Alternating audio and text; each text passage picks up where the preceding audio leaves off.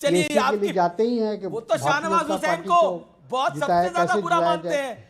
कैसे कामयाब किया जाए। मैंने तो इन दोनों की डिबेट भी कराई है, कौन? असद ओवैसी और शाहनवाज हुसैन की, ये तो पसंद ही नहीं करते हैं। लेकिन शाहनवाज हुसैन, ओवैसी तो आपकी बी टीम है। नहीं, हम नदी के दो पार्ट हैं बीटी साहब, का हमारा काम तो कर ही उनका रहे कोई वो। रिश्ता नहीं है। वो हम कह रहे बी कुल- टीम है, कुल तारिक हिंद अनवर कह रहे मजलिस हैं रिश्ता कि नहीं है, ओवैसी आपकी बी टीम है, आपको लाभ पहुंचाने नहीं, के लिए भाई, पूरा खेल जहाँ करती भी है। हम तो जहाँ भी उनको चुनाव भड़काऊ होता भाईजान है ही वहाँ वो कहते पहुंच हैं, क्योंकि जाते वो हैं। 15 मिनट वाले हैं। नहीं वो पहुंच मैं माजरत के साथ तारिक साहब से कहता हूं कि भारतीय जनता पार्टी कट्टरपंथ के तो खिलाफ है। हम तो कहीं से भी ये 15 मिनट के लिए सेना हटा दो, पुलिस हटा दो। असदुद्दीन ओवैसी भी बोलते हैं कई बार मीटिंग में 15 मिनट बाकी है, तो वो तो 15 मिनट वाले हैं, हमारा उनका तो क्या फिर संबंध उनको है? के साथ- हम तो उनसे शिद्दत से लड़ते हैं तो वही तो कह रहे हैं। कई सीटों पर। तो फिर हमारा अब वो संबंध अलग कैसे लड़ते हैं। होगा? अगर आपका इसलिए संबंध है कि आपका उनका भारतीय वोट बैंक जनता एक जैसा है, आपके वोट बैंक में वो लड़ाई लड़ते नहीं हैं। नहीं, विचारधारा देखिए, कांग्रेस से कभी भी विचारधारा से कंप्रोमाइज़ नहीं करती है। हम जब महसूस करते हैं कि ये आदमी किसी कट्टरपंथी है, किसी भी धर्म का हो, अगर वो कट्टरपंथी है तो हम उसके साथ हाथ नहीं मिला सकते। कांग्रेस पार्टी नहीं, मैं कांग्रेस विचारधारा के खिलाफ है ये। आप लेकिन आपने तो मुस्लिम लीग के साथ तारिक साहब समझौता किया। मुस्लिम लीग के साथ आप केरल में क्यों समझौता करते हैं? मुस्लिम लीग की आइडियोलॉजी तो कभी भी इसलिए किया कि शाहनवाज जी, वो राहुल गांधी प्रियंका गांधी वाड्रा वाली सीट है, वहां रिस्क नहीं ले सकते उतना पार्टी है। वायनाड में मदद लेते हैं मुस्लिम लीग से, उनका झंडा लहराता रहता है।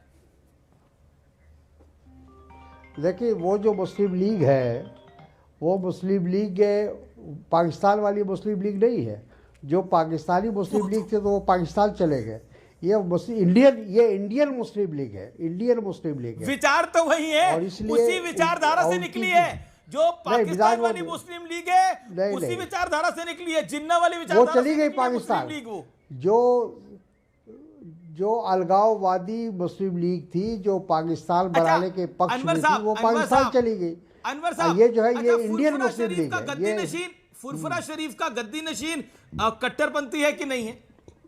हाँ, असम वाले कट्टरपंथी है कि नहीं है? नहीं, जो भी है हम उनको किसी तरह भी स्वीकार नहीं करेंगे। अगर हमने किया है तो आगे उसको फिर दोबारा वो काम कर लो। ओके, दोबारा नहीं करेंगे ऐसे लोगों के साथ। हम कट्टरपंथियों के खिलाफ हैं, चाहे वो किसी भी धर्म, जाति, बरादरी के हो। जी शाहनवाज जी कुछ कहना चाह रहे हैं? शाहनवाज जी 40 सेकंड। जो लोग देखिए जी मैं कह रहा हूं कि जिस तरह असदुद्दीन ओवैसी ने मुसलमानों के नाम पे कुल हिंद मजलिस इत्तेहादुल मुस्लिमीन बनाई, उसी तरह मुस्लिम लीग ने मुसलमानों के नाम पे बनाई, उसी तरह बदरुद्दीन अजमल ने आसाम के अंदर बनाई, आपने उससे भी समझौता किया। फिर हमारी बी टीम कहते हैं। असदुद्दीन ओवैसी से हमारा कोई रिश्ता नहीं है। हमारे तो कई मुद्दों पर उनके बड़े तकरार होते हैं। खुद मैंने कई डिबेट उनसे की है और खुल के मैं कहता हूं कि जो रजाकार थे, रजाकारों से जो निकले हुए लोग हैं वही कुल हिंद मजलिस इत्तेहादुल मुस्लिमीन में है। वो तो कहीं से भी इत्तेहाद की बात नहीं करते, वो तो सिर्फ बंटवारे की बात करते हैं। बंटवारा मतलब देश का नहीं, समाज का बंटवारा। तो मैं मानता हूं कि उनसे समझौता आप करें न करें ये आपकी मर्जी है, लेकिन हमारी भी टीम वो नहीं है।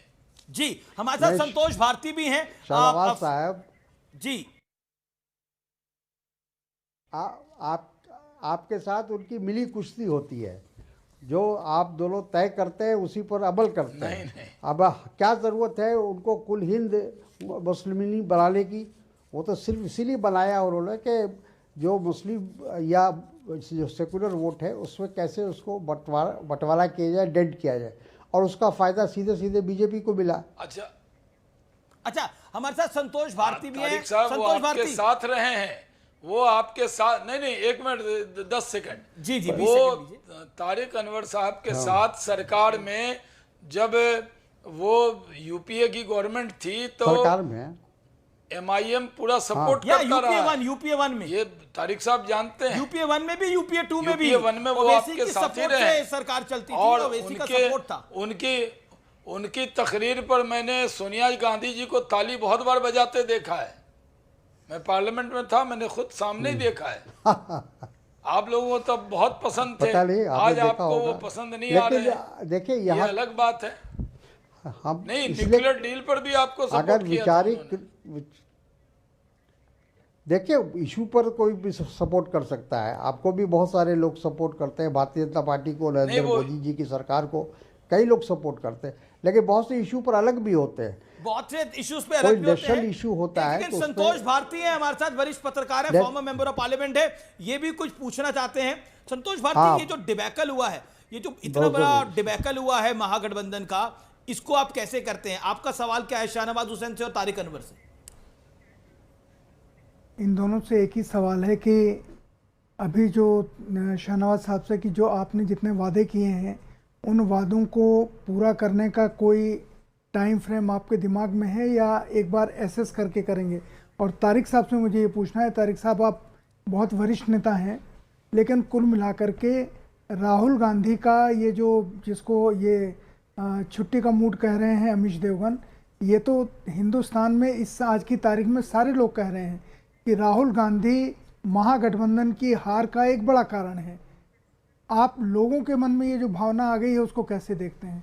मैं शाहनवाज जी अगर हैं तो जी शाहनवाज जी भी हैं, तारिक अनवर भी हैं, दोनों हैं। तारिक अनवर आप बताइए, ये छुट्टी के मूड पर सवाल है संतोष भारती। देखिए हाँ, लेकिन देखिए हमने तो पहले ही कहा था कि भाई वो देश के प्रतिपक्ष के नेता है और प्रतिपक्ष के नेता को बहुत जगहों से उनको निमंत्रण प्राप्त होता है, यूनिवर्सिटी से बुलाया जाता है, कई जगह अपोजिशन लीडर के हैसियत से उनको बुलाया जाता है। मलेशिया में तो वो तो जाते हैं, जाएंगे। तारिक साहब एक मिनट लंकावी तारिक साहब छुट्टी तारिक साहब आप बहुत वरिष्ठ नेता हैं जी। मुझे ये बताइए, हम सब जानते थे कि बिहार का चुनाव देश के ऊपर बहुत असर डालने वाला है। अगर महागठबंधन हार गया तो एक तरह का असर होगा और अगर एनडीए जीत गया तो दूसरी तरह का असर होगा। इतने महत्वपूर्ण चुनाव को छोड़ करके आप दूसरे आमंत्रण कैसे स्वीकार कर सकते हैं? मैं क्षमा के साथ आपसे जानना चाहता हूँ। नहीं, हमने कहा ना कि अपोजिशन लीडर का भी कुछ कमिटमेंट होता है और पहले से उनका शेड्यूल बना रहता है, तो जाहिर है कि जो कमिटमेंट है, जो शेड्यूल बना हुआ है, उसको कैसे छोड़ सकते हैं? और वो भी विदेश से, क्योंकि विदेश के साथ जो रिलेशन हमारा बनता है उसमें जो प्रतिपक्ष का भी रोल होता है, अपोजिशन का भी रोल होता है। जितने अपोजिशन लीडर रहे हमारे देश में वो समय समय पर विदेश की यात्रा करते रहे, डेलीगेशन को लीड करते रहे। मैं खुद ही अडानी जी के साथ कई बार जा चुका हूँ विदेश की यात्रा में। नहीं, बिल्कुल आप जाते होंगे। संतोश भारती, आप सेटिस्फाइड हैं आंसर से कि नेता प्रतिपक्ष को विदेश की यात्राएं करनी कंपलसरी होती? देखिए, मेरे सहमत ना असहमत का सवाल नहीं है। तारिक साहब ने अपनी बात कह दी। मैं भी शाहनवाज हुसैन मुस्कुरा रहे हैं। मैं उनसे बहस तो नहीं कर रहा हूँ, लेकिन उन्होंने जो कहा इसको हमने भी सुना, देश ने भी सुना। अपने आप तय करेगा कि तारिक साहब जो कह रहे हैं वो कितना सही है, कितना जी। शाहनवाज हुसैन, विदेश जाना जरूरी होता है? देखिए, अब राहुल गांधी पता नहीं किससे पूछकर जाते हैं, तारिक साहब से तो नहीं पूछते होंगे, ना वो किसी कांग्रेसी से पूछते हैं। अब वहाँ मलेशिया में जाके स्कूटी चलाना, घूमना, ये सब खुद तय करते हैं, उनकी टीम खुद करती है। और हम भी मेंबर ऑफ पार्लियामेंट रहे हैं विपक्ष में, कई बार यूएन गए हैं, डेलीगेशन में गए हैं, लेकिन वो जो मलेशिया गए थे वो कोई कमिटमेंट नहीं था, वो छुट्टी के लिए ही गए थे। और कोलंबिया वो गए, छुट्टी मनाने का हक है, हमें कोई एतराज़ नहीं। अगर राहुल गांधी छुट्टी मनाना चाहते हैं तो अब तो बिहार का चुनाव हो गया, बंगाल में कांग्रेस का कुछ ज़्यादा है भी नहीं, पूरा 2-4 महीना आराम से छुट्टी करें। इसमें हम तो उनकी छुट्टी पर भारतीय जनता पार्टी को कोई आगे कब विदेश दौरों पे जा रहे हैं, ये बराबर छुट्टी पे रहे। तारिक अनवर भी मुस्कुरा रहे हैं। नहीं, इसमें हमें कोई एतराज नहीं। बताइए, अब अगला दौरा कब का है, अगली कमिटमेंट कब की है? शाहनवाज साहब की बात पर, अरे भाई न्यूज़ 18 शाहनवाज साहब की बात पर मैं मुस्कुरा रहा हूँ, लेकिन अभी इन्होंने कहा ना कि अपोजिशन लीडर के हैसियत से मैं भी कई बार जा चुका हूँ। वही तो मैं कह रहा हूँ कि हमेशा अटल बिहारी वाजपेयी जी जाते थे, वो नहीं जाते थे क्या? सब लोग जाते हैं भाई। प्रतिपक्ष के नेता का भी कुछ कमिटमेंट होता है, उनको इनविटेशन आता है, उनको दावत दी जाती है, डिफरेंट कॉन्फ्रेंसेस में जाते हैं वो।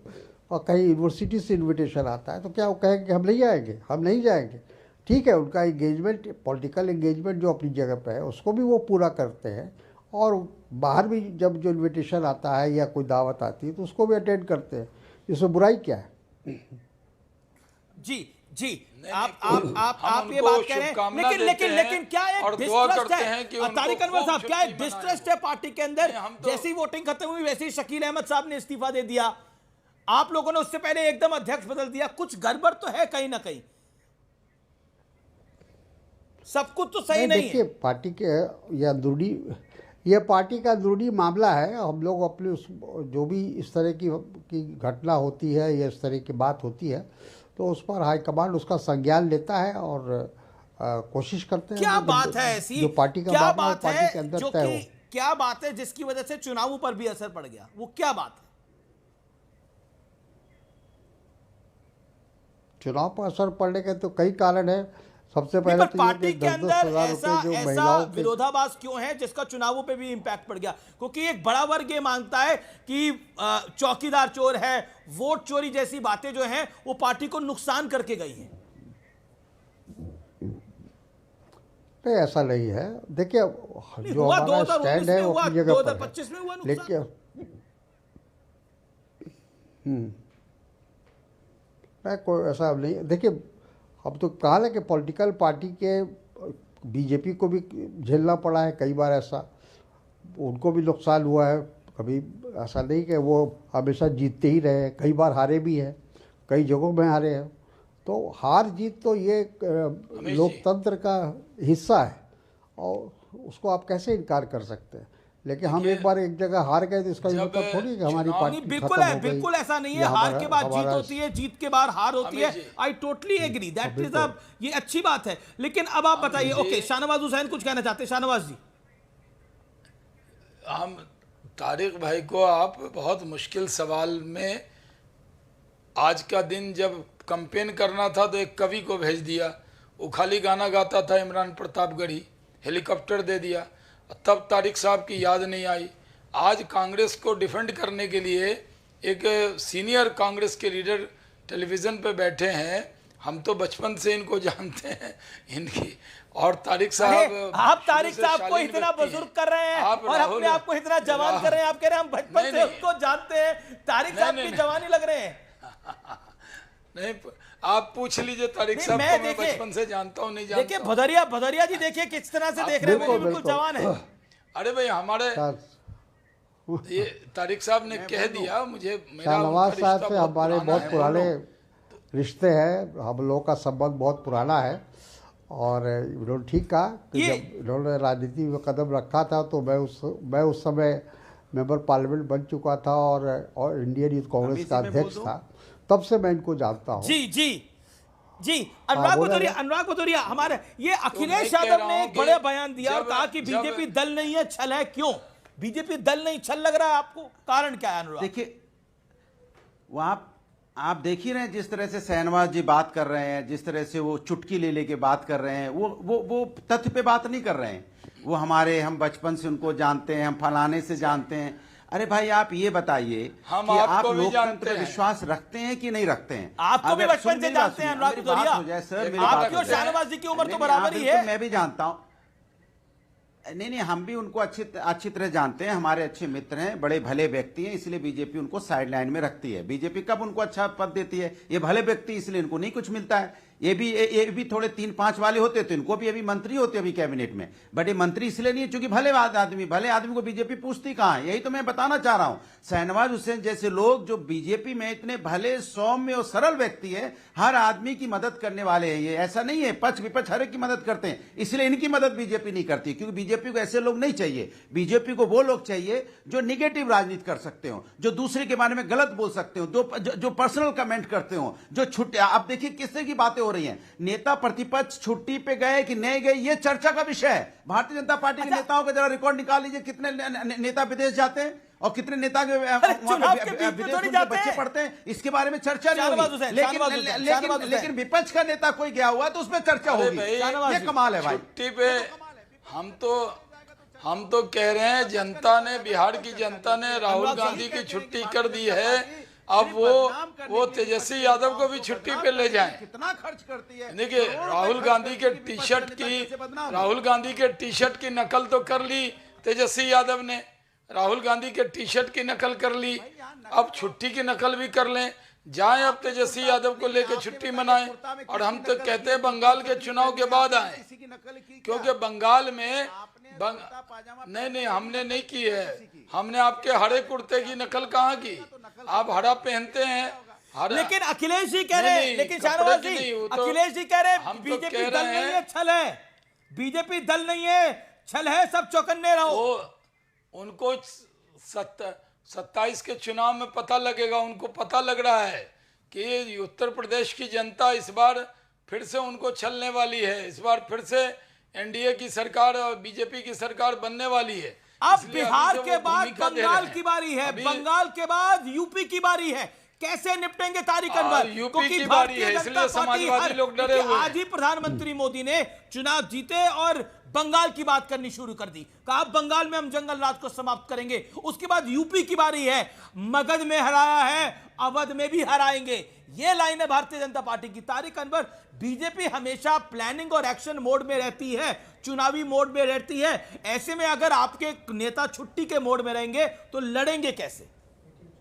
टक्कर बराबरी की कैसे होगी? नहीं, ऐसा नहीं है। अब विपक्ष को उठाना तो रूलिंग पार्टी की जिम्मेदारी नहीं है ना।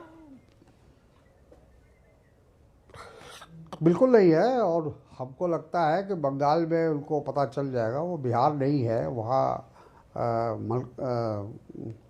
जो वहाँ के मुख्यमंत्री हैं वो 3 बार से तो लगातार जीत रही है, और तमाम ऑड्स के बाद भी जीत रही है। बहुत तरह की कोशिश किया भारतीय जनता पार्टी ने हर तरह से वहाँ अपना वर्चस्व बनाने का, लेकिन वो कामयाब नहीं हो रहे हैं, क्योंकि ममता बनर्जी वहाँ हैं। ममता बनर्जी के बारे में सब लोगों का अंदाज़ा है कि उनको हराना बहुत मुश्किल है, जो को ज़मीन से जुड़ी हुई है वो। और ठीक है, वहाँ हमारी अरविंद केजरीवाल के बारे में भी यही कहा है। जाता था। अरविंद केजरीवाल कहते थे कि इस जन्म में तो मोदी जी मुझे नहीं हरा सकते, लेकिन वो भी चुनाव हारे, अपना भी चुनाव हारे। लेकिन निश्चित तौर पर ममता बनर्जी एक बहुत स्ट्रांग लीडर हैं, बहुत मजबूत नेता हैं, नेत्री हैं, सॉलिड हैं, लेकिन जमीन से जुड़ी हुई है। लेकिन लेकिन लेकिन क्या आपको लगता नहीं है कि एक पार्टी जो 24/7 एक्शन मोड में रहती है, प्लानिंग मोड में रहती है? अभी हमने देखा प्रधानमंत्री की भाषण खत्म हुआ, उसके बाद भी बैठक हुई, जेपी नड्डा, अमित शाह, राजनाथ सिंह, बीएल संतोष की बैठक हुई, और दूसरी तरफ जो है वो छुट्टी का मोड रहता है। ये कहीं ना कहीं विरोधाभास है। इस पर जरूर बात करनी चाहिए। और प्रधानमंत्री ने तो बोला कांग्रेस ही टूट जाएगी आने वाले दिनों में। है तो मैं नहीं समझता हूँ। वो तो कांग्रेस मुक्त ही चाहते थे, कांग्रेस मुक्त भारत बनाना चाहते थे, वो बन नहीं पाया, और उसके बाद कई स्टेट में हम जीत गए। तो बोलना अलग बात है और जो ज़मीनी सच्चाई है वो अलग बात है। तो प्रधानमंत्री की इच्छा हो सकती है वह कांग्रेस को तोड़, चूँकि उनका यही काम ही रहा है। आप देखिए 11 साल में तमाम रीजनल पार्टियों को उन्होंने तोड़ा है। वो हमेशा यही काम करते रहे कि तोड़कर सरकार बनाते रहे। तो ये काम तो भारतीय जनता पार्टी का एक तरह से उनका फार्मूला है, लेकिन हम लोग इस पर विश्वास नहीं रखते। हमारी कोशिश ये है कि हम जो डेमोक्रेटिक तरीका है उससे चुनाव जीत कर हम आए और सरकार बनाए। जी ओके, शाहनवाज हुसैन, अनुराग भदौरिया को ऐसा लग रहा है, अखिलेश जी को ऐसा लग रहा है कि भारतीय जनता पार्टी पूरा गेम करती है, बिहार में और ऑपोजिशन को ऐसा लग रहा है छोटी पार्टी है कि हम तोड़ भी नहीं सकते। अब आप अवध की बात कर रहे हैं, अब आप यूपी की बात कर रहे हैं, बिहार के बाद नहीं, आप तो जदयू को तोड़ने की पूरी कोशिश की आपने। ओके, जेडीयू को तोड़ने की आपने कोशिश करी। शाहनवाज हुसैन, जवाब इस बात का? नहीं, एकदम नहीं की, हाँ, एकदम नहीं। हम अपने गठबंधन के साथियों का, हम गठबंधन धर्म निभाते हैं। शाहनवाज जी, नहीं, पूरे चुनाव में हम लोगों ने देखा कि किस तरह से नीतीश जी को पहले तो उनको कहा गया कि ये मुख्यमंत्री के उम्मीदवार नहीं है, मुख्यमंत्री का चेहरा नहीं है, और ये फैसला बाद में होगा, ये सब कहा गया। लेकिन बाद में जब उनको लोगों को, भाजपा को ये लगा कि बिना नीतीश कुमार के हम चुनाव नहीं जीत सकते हैं, तो फिर मजबूरी की हालत में उनको स्वीकार किया। तो ऐसा नहीं है। आप हम लोग देख रहे हैं इस बात को। हमने तो पहले दिन से कहा कि मुख्यमंत्री और प्रधानमंत्री की कुर्सी खाली नहीं है और पूरा सम्मान दिया। प्रधानमंत्री जी ने तो उनका हाथ उठा के गमछा लहरा दिया था। अब वहाँ मुकामा में तो प्रधानमंत्री आप ने देखिए तभी जीत कहा के था बाद भी लहराया है। अनुराग भदौरिया, जब आज- प्रधानमंत्री आज गमछा भी लहरा लहरा रहे थे दिया तो है। आपके मन में क्या ख्याल आ रहा था कि अगला नहीं, नंबर नहीं। यूपी का है, मगध में अमित हराया, शाह- अवध में हराएंगे? सही कहा। अब इनको लग रहा था अवध में अमित भी शाह ने गमछा क्या हिलाया कहा था? अमित जाएगा, शाह ने पूरा क्या कहा? लहराया जाएगा। अनुराग, अमित शाह जी ने अमित कहा शाह था कि जी ने क्या मुख्यमंत्री कहा एक था? सेकंड, का कार्यक्रम पद में खाली कार्यक्रम नहीं में है। एक सुन सेकंड, तो लीजिए, अनुराग कुछ शहनवाज कह रहे हैं। भाई, सुन अनुराग जी, अरे सुन लीजिए, हाँ। अवध में हमने पहले भी हराया है, फिर भी हराएंगे और हराते रहेंगे। अवध में भारतीय जनता पार्टी हारेगी, चिंता ना करें, क्योंकि अवध जानता है, अवध को समझ है कि लोकतंत्र क्या होता है। अवध बहुत चौकन्ना है, अवध अपने अवध वोट को चौकन्ना बचाना है। जानता है, अवध को 50 पता है सेकंड, कि यहाँ 50 वोट सेकंड, को ओके। बचाना है और मनोज भारतीय सिंह, जनता मनोज पार्टी सिंह, को हराना है। अवध चौकन्ना है या फिर अब यूपी को भी, बहुत यूपी में भी डर- इम्पैक्ट पड़ेगा? सबसे पहले है कि अभी यूपी में चुनाव शुरू नहीं पहली हुआ और बार एसआईआर देखा की अनुराग बात आई भदौरिया तो डरे हुए। भदौरिया जी की पसीने इनको तो अभी लग से रहा है छूटने कि लगे वो- कि कहीं बिहार में भी एसआईआर आ गया तो क्या स्थिति बनेगी। तेजस्वी की तरह यहाँ भी कोई डब्बा गोल ना हो जाए। सबसे बड़ी बात है कि जब तक ये भी कांग्रेस के बैसाखी पे चलते रहेंगे तो वही हाल होगा जो तेजस्वी का हुआ है। आपको यही नहीं पता एसआईआर कहां मनोज सिंह कह रहे हैं कांग्रेस को छोड़ दो, नहीं तो लुटिया डूब जाएगी। प्रधानमंत्री ने भी आज यही बोला है एक तरह से। मनोज सिंह, यही बात है? एकदम वही बात है। और पिछली बार इन लोगों ने कोशिश भी किया था कि कांग्रेस को एक सीमित दायरे में रखा जाए, उसमें सफल भी हुए थे। लेकिन तेजस्वी से एक गलती हुई थी कि उन्होंने अपना मंच प्रोवाइड कर दिया था एसआईआर में, जहां से उनका मुद्दा विहीन होना शुरू हो गया था। अखिलेश जी पिछले बार कुछ माने कहिए कि चालूपन दिखाया और कांग्रेस से चालूपन स्मार्टनेस दिखाई, इसको चालूपन स्मार्टनेस बोलेंगे। लेकिन अनुराग भदौरिया, डू यू थिंक अब यहां से मगध के बाद अवध है, भारतीय जनता पार्टी का रथ कैसे रुकेंगे? और वहां पर योगी आदित्यनाथ की पॉपुलैरिटी है, प्रधानमंत्री नरेंद्र मोदी भी वहीं से आते हैं। 30 सेकेंड्स।